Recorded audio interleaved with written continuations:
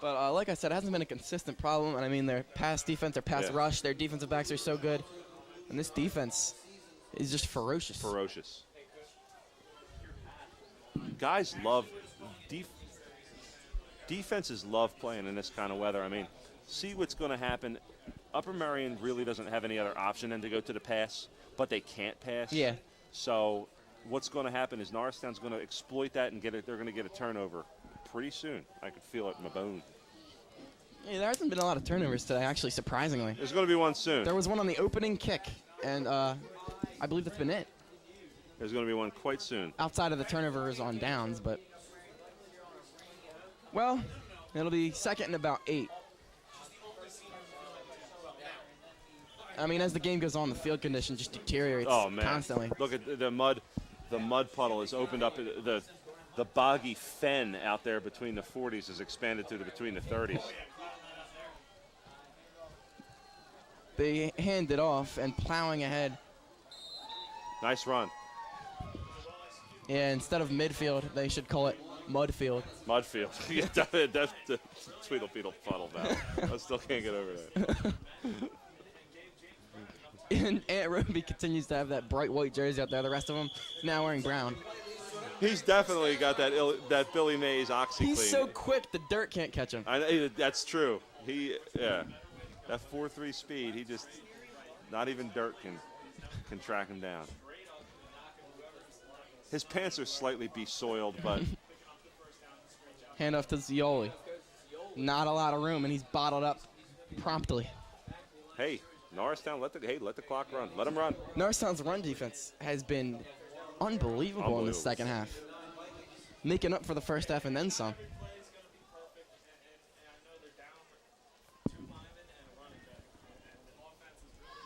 .10:56. Time keeps on slipping. Into the future. Steve Miller. Great man. Big-time prophet. And, of course, the absence of Cheeseborough looming large in the offensive struggles of Upper Merion. They hand it off to James Brennan. He plows forward a manly run to get the first down. Very manly. Lowers his shoulder. And that is Brennan, who just lowers his shoulder. He had a costly gaffe earlier on special teams, but he's looking to rectify that. But they're not going to catch up on the ground.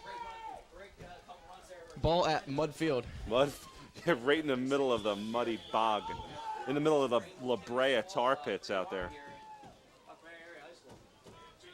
But, I mean, we were out there before the game. And I mean, it was, the grass is basically gone. It was just mud. Gone. It's gone. Now, what is it by now? It's all these player spikes ripping it up and the water continuing to fall from the sky. It's the La Brea tar pits. Brennan to the outside, only able to get about 1 this time. Big 65, Marcus Robbins runs out there. He's showing a burst of speed and getting out there. You can hear the rain now. It's pouring.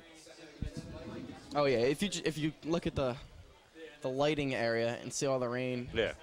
It's pouring. Now it's down. It's under 10 minutes here to go. Safe to call it a torrential downpour at this point. 2nd and 10. Upper Merion continuing to go to the run. And they do so here. Zioli falls forward for about 2. And are they going to try to do something? Or are they just going to keep handing it off and taking 2 yards? They know they can't. They want to. They clearly want to, but they know they can't.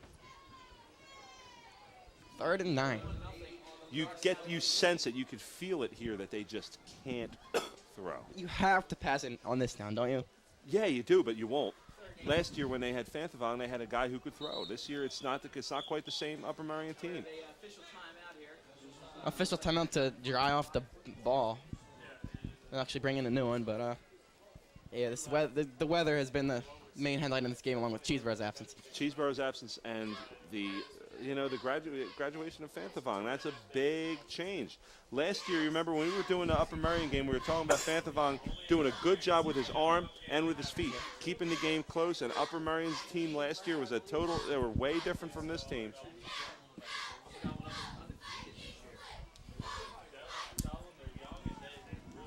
So 3rd and 9. Let's see what Upper Merion goes to.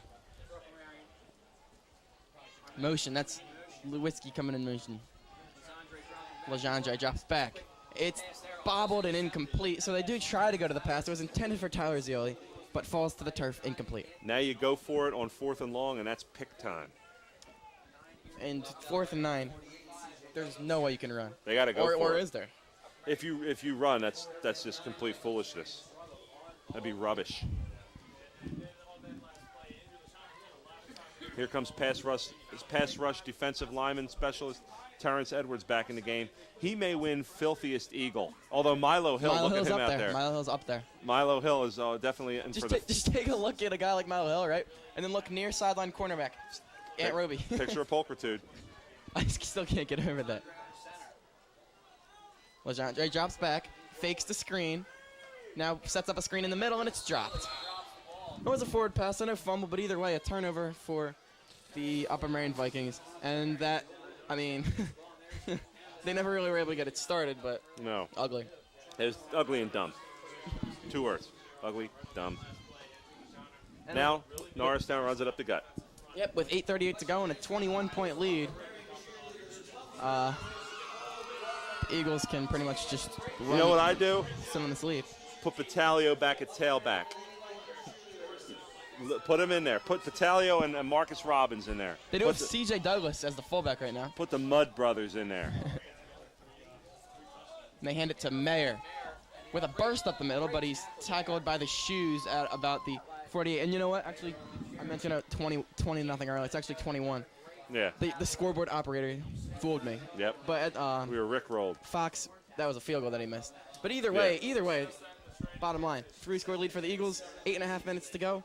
Pretty safe. Yeah, I want to see Battaglio back there at tailback. I'm calling for it. I don't see why they wouldn't. Yeah, it's a good thing, not a bad thing.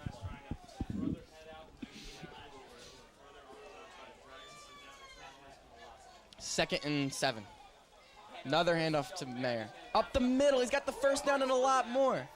And he's finally brought down. And Sheldon Mayer can't be stopped today. He's well over 100 yards again. Oh, yeah. I don't want to score too quick. I want to savor it. You know how, like, when you go to a good restaurant? Like that coffee you just had. Like that coffee I just had, like that special Upper Merion brew. You don't want to gulp it down. You don't want to guzzle. You want to savor. You want to enjoy this drive.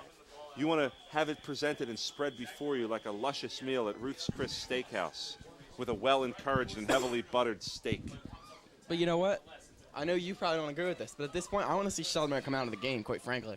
Because, look. Yeah, I see what you mean. Well, I don't agree. I'll explain it more after this play. All right. 1st and 10. They drop the ball on the handoff, and it's jumped on by Upper Merion. So a turnover.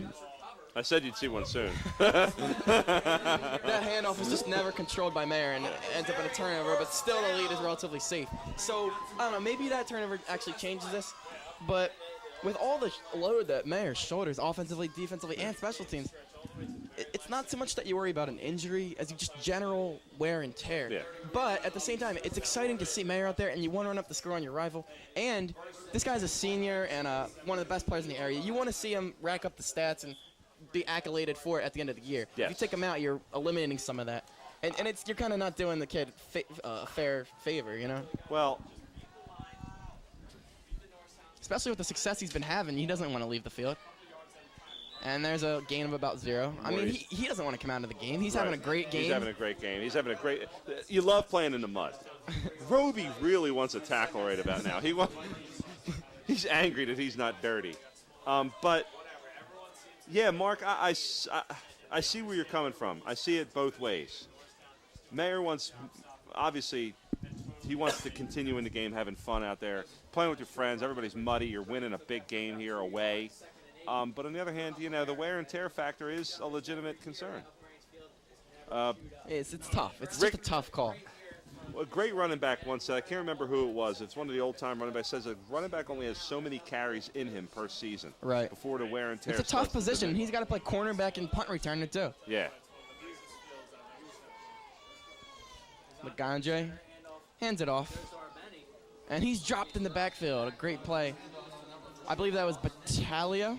This is basically like that time in poker when you fold. Yeah, that's what they're doing about now. And the Eagle that made the tackle is slow getting up. I'm not 100% sure who that was. I mean, you can't even read the numbers with all the mud that's on the Eagles' jerseys. Dennis Flynn and Dr. Nebulous are out there to take a look at. Still can't see a number here. We'll let you know as soon as we get that. Hey, I know why Aunt Roby's jersey's so clean. Okay. No one throws the ball his direction on when he's at corner. No one throws no one throwing the ball to him. No one's running to him. Yeah. You stay away from him if you're an opposing offense. That's actually probably the best compliment that he could have right now. Yeah, absolutely, absolutely. If you're a cornerback and you have a lot of tackles, what does that mean? It means that people are looking to abuse you because they see something. That's sometime tailback number 81, Evan Battaglio. But he's getting up and he looks like he's okay. It was Battaglio. That was my initial reaction. I wasn't sure, though. He's throwing a triumphant fist in the air saying, I'm cool. And that was a great play before the injury. Yeah. Don't let that get lost in this. Yeah. Great play. This they've got to throw. I mean, but they can't. Yeah. 6 minutes and 20 seconds to go in the game. 21-0 Eagles as they look to go to 6-1. Next week, Wissahickon, another tough test. So we could see how that plays out. But senior night next week. Oh yeah. It'll be a great day at historic Roosevelt Field, or a great night. I mean, Upper Merion would have been a much tougher test if they would have had Cheeseboro, but still, it's great to see them. I mean, this is a pretty solid team in their conference, and they're able to trounce them like this. Legendre. Oh, some confusion in the backfield. Legendre will just keep it on a broken play, and he's brought down from behind by Milo Hill, who adds some mud to his jersey. Milo Hill's coming all the way from the other side. Wow, what pursuit. Woo! He's quicker than you would think. This guy can run. He's short, compact, but he can run. Filthiest Eagle, number 4, Milo Hill. He cemented it with that one. Oh, yeah. Wow, just look at that. He's caked in mud. But who's that, though? Uh-oh, Denolfi's dirty. Uh-oh, wait. Who is that? You can't even see the number. 48, C.J. Douglas. C.J. Douglas. I don't know. It's a tough. Oh. It's tough.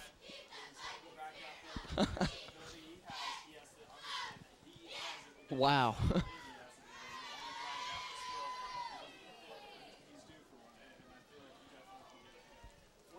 Wait, but the Eagles' defense has just been ferocious today. With Ert in that passing game, I guess it's going to be another run up the middle. One man in the backfield, they're going to throw. Legendre sets up that middle screen again, and a great tackle by C.J. Douglas, who busts up that play coming out of who knows where. Great closing speed. I don't want to see Mayer on this drive. I agree with you, Mark. Especially with the wet conditions and the bad field. I mean, one wrong cut and you're out for who knows You're how out long. for the season. I mean, I agree. I don't want to see Mayer on this drive. You got to sit him down and explain to him that you had a great game, but we need you down the stretch. And we can't risk it on something like this where it's 20-0 and the game's already in the bag. Man, Mayer's not out there. Shipping number 22, Charles Tibbs, is out there. Roby and Hill are still out there, but no Mayer. Well, they're not going to throw, so Roby's getting a lot of respect on the corner, though. They hand it off to Ship, and he has a big burst up the middle, and he's finally wrestled down at the 30, but a nice-looking run. Shippin's been good when he's been in there. He has an interception when he was doing some mop-up duty against Ben Franklin. He's had some big runs. Yep. And good special teams player, too. He had that huge hit earlier in this game. And the big-time pass reception from Milo Hill. Oh, yeah. That was Brandon Shippen. Brandon Shippen, he's just another guy. There's so many guys on this team who could do a little bit of everything. Yeah, you don't say his name too much, but when you do, it's always for something good. That's right. You never Shippen missed the block on that one. You're always saying positive things about him. Absolutely. Second, about 6. Mayer hands off to Shippen. He slips, but somehow is able to stay up, breaking tackles, and he goes forward, turns what looked like a loss of 1 into a gain of 6. Very respectful run, respectable run, not respectful. He certainly didn't respect anyone on that. In fact, he hurt somebody. Showing very much a lack of respect. 3.5 minutes to go in this one, and the Eagles about to go to 6-1. The Eagles they got the 21-0 lead. They're letting their victory marinate like so much delicious chicken. Like we enjoyed pregame. Like we enjoyed pregame. Yes. Big shout out to Chick-fil-A on that delicious. Outstanding. Oh my goodness. Chick-fil-A. You really can't go wrong, Mark, as you said before the game so astutely. The way they bread their chicken is just phenomenal. it has a moist succulentness to it that you normally don't find or associate with a fast food restaurant. You normally associate that with a more high-end place like a Lebec Fen or a Old Original Bookbinders. But Chick-fil-A, I'd put their chicken up against Old Original Bookbinders any day of the week. Really good, solid breading. Chick-fil-A is the Sheldon Mayer of fast food. Exactly. It rushes for a lot of yards, and it scores a lot of points. It makes big hits. The complex SAT analogy number 2 for you for today. 3rd and 1. Mayer hands it off to the fullback and Tibbs. Get the first down. Charles Tibbs. Yeah. How long can Norristown's defense keep pitching shutouts? Yeah, they got an 8-quarter scoreless streak Yep. if this thing holds up, which it should. Which it should. And last week against PW, they scored 1 touchdown, no more, no less, in every quarter. In every quarter. Some backup linemen coming in for mop-up duty here, so to speak. They want to get dirty too. Last thing you want to do is go home in a game like this with a clean uniform. That's true. 3 minutes to go in this one. Let's see if Norristown can deny Upper Merion the ball anymore in this game. That's Derek Williams. He falls forward for a couple. Williams hasn't been a big part of the offense this year. Last year he had more of a role because they were trying him out at fullback.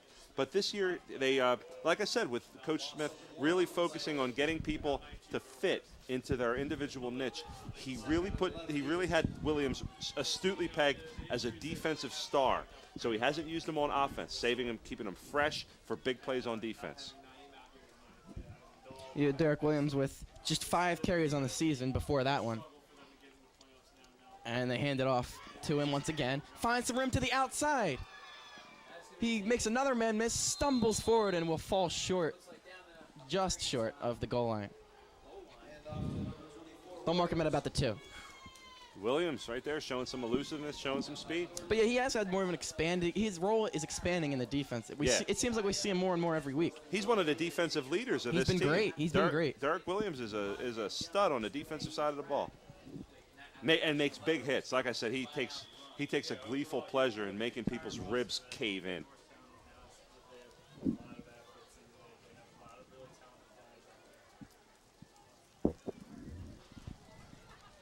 They hand it off once again, and rumbling forward for a couple, and the touchdown is Derek Williams. Derek Williams.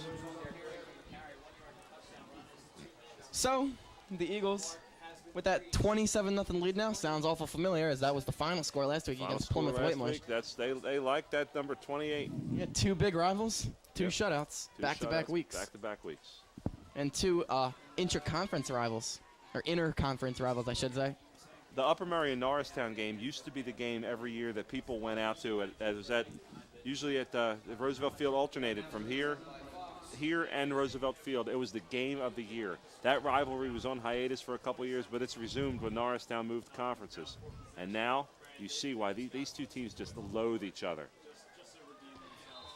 And the extra point just does squeak inside the right upright. So they outdo their performance of last week. It's now 28-0. But boy, what dominant performances by the Eagles over the last 2 weeks, and they're about to be 6-1.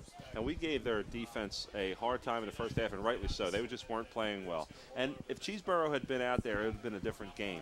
Sure. But at the same time, you do have to give Norristown defense its props for the second half. They really came out and were determined not to give up any points. The time for them to give up points would have been that first half when they didn't play so well. But they said, you know what? We're overcoming adversity. We're going to win this game, and we're going to pitch a shutout. Now, you can't give it up now because now it's pride. You can't give up in the last 2 minutes. I mean, you could attribute some of the offensive failures of the Upper Merion offense to the weather. But at the same time, how do you explain Norristown's 28 then? I mean, Mayer, obviously the rain can't even stop him. So, I mean, no. Yeah. It's a two-way street. I mean, on the one hand, it does. You can't say on the one hand that it hurts you and helps the other guy. It hurts both teams. Both teams have to play in these elements, and Norristown just did a better job of it here. And we talked early in the show, I don't know if you all were with us at the time, about Mayer and having to adjust his running style because it's wet and it's harder to make cuts as opposed to being a straight-line power runner. And we asked, could he adjust his game to that? We thought he could, and boy, were we right. There's a nice to be short right. kickoff. It ends up going out of bounds. So the Vikings will get it at the 45. The only negative about this is if it ends up costing them their shutout, that's because of the field position. Their eight-quarter Their scoreless streak. For their 8-quarter scoreless streak to go down because of something like that would be bad. But I don't think that's going to happen.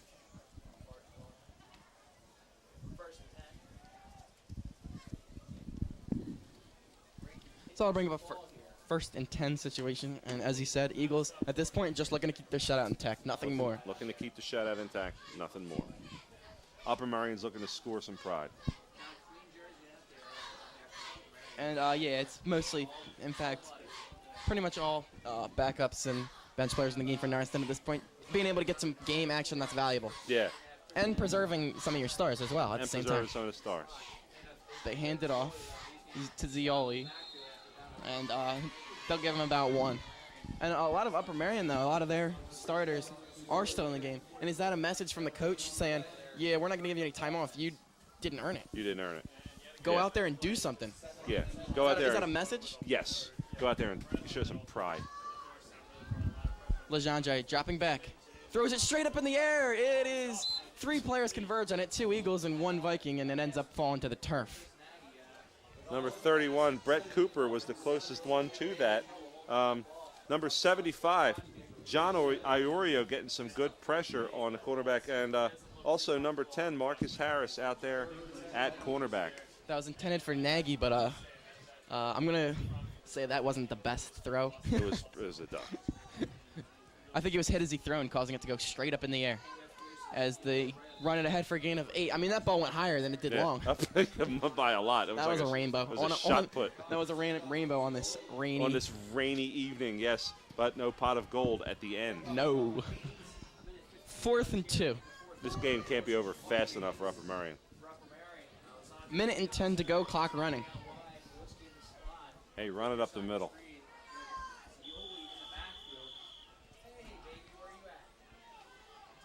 Legendre throws the screen. It's off the mark.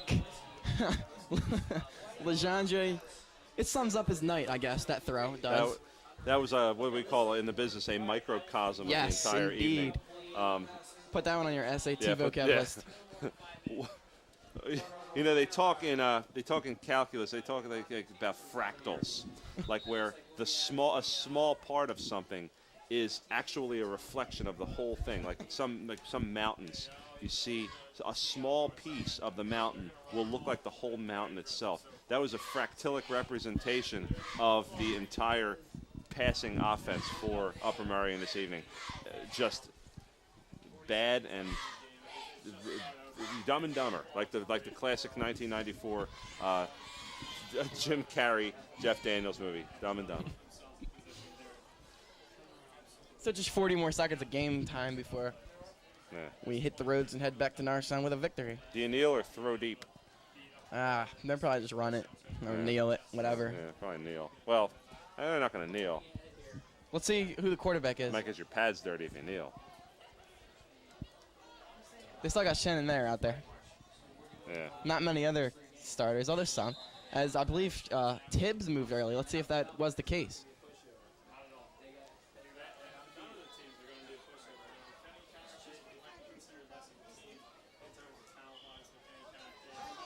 They'll wind the clock with. Yeah, that's a despite mercy. The penalty, yeah. Yeah, they're just extending some benevolence.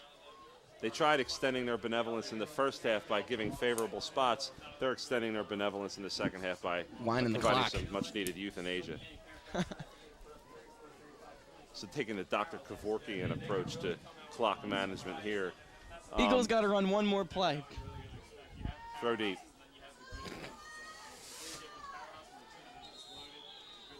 Oh my! More whistles.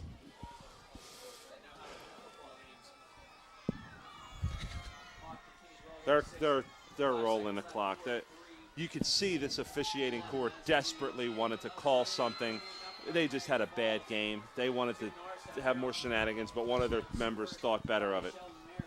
The officiating has been the only bad spot of this game. And the weather. And the weather for the Norristown Eagles. But fortunately for us, I mean, it was our cameramen, Shane Franzone and Griffin Blake, who had to bravely bowl the elements while we were here in a warm booth drinking Upper Merion's finest blend. So, Mark, where do we start with this game? I guess we have to start with Sheldon Mayer. Oh, sure. 3 touchdowns on the day, 3 long ones at that. Just like last week. It seems like this was a repeat of last week. Yeah. And Sheldon Mayer also had a bunch of long runs that didn't go for touchdowns. Yes. So he was on display as usual. He had a huge game, and that's good to see. He had a great game last week as well, but it's great to see bouncing back from that tough Upper Dublin debacle. Right. That's clearly in the past. Now Mayer has 2 Mayer-like games again, and from there, I think you have to go to the run defense. Yeah, you really have to go to the run defense. The first half, we rightly excoriated them for very poor play, and they just gave up yard after yard after yard, like Santa Claus handing out gifts at a party. But in the second half, they were like the Grinch instead of Santa. They were just monsters in the second half. The first half, my God, they were gashed and gutted and just ripped apart. But somebody, probably Coach Lucene, got into their ear at halftime and said, "You guys are going to play like men for once," and they went out and did it. I got to give them a lot of credit. You certainly have to give Sheldon Mayer the game ball for today, just for making some exceptional runs and making a lot of stuff happen in open space. But the run defense, boy, oh boy, that was fun to watch in the second half. Yeah, Sheldon Mayer was our Athlete of the Week here on NASD TV, also Athlete of the Week on MaxPreps.com, great source for high school sports information. And he's looking to earn some more accolades as this season goes on. But the Eagles also did all the small things extremely well. Their special teams were outstanding. Out of all the pre-snap penalties we saw, the majority of them were on Upper Merion. So none of that hurts when you have a 28-0 victory. I wonder what you could take away from this game from Norristown, with them not having Cheeseborough out there and him being such an integral part of their offense. For him to be absent, for him to be suspended in a game like this against your cross-town, cross-the-river rivals is a disaster. So Upper Merion just has to keep its head up and try to rebound from this loss, and Norristown has to continue on as its playoff hopes are very much alive and very probable at this point. Looks like Norristown's going to be in the playoffs this year. It's the first time in a long time, so it's going to be very exciting to see what they do and to see how they cope with the pressure of having to play an ever-escalating series of competition. Yeah, Naeem Cheeseborough will be out next week as well for Upper Merion. And meanwhile, Norristown comes back home for senior night against Wissahickon, Myron Ross, Brandon Gunn, and the rest of that multifaceted running attack from Wissahickon. So that's it from Upper Merion here in this mud-soaked game as Norristown goes home dirty but satisfied. We're signing off here. I'm Dave Fazzini, along with Mark Kolodinsky. This is Channel 28 NASD TV. We'll see you guys next week.